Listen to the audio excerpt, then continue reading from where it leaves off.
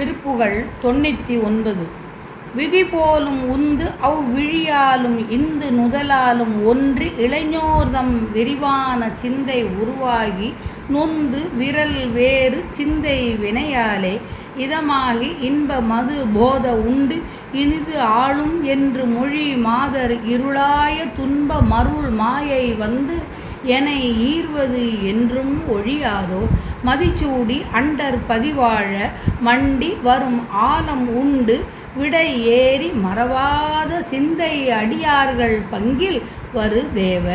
சம்பு தருபாலா அதிமாயம் ஒன்றி வரு சூரர் பொன்ற அயில்வேல் கொண்டு அன்று பொறும் வீரா அழகான செம்பொன் மயில்மேல் அமர்ந்து அலைவாய் உகந்த பெருமாளே இதமாகி இன்ப மது போத உண்டு இனிது ஆளும் என்று மொழி மாதர் இருளாய துன்ப மருள் மாயை வந்து எனை ஈர்வது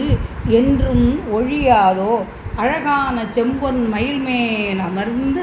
அலைவாய் உகந்த பெருமாளே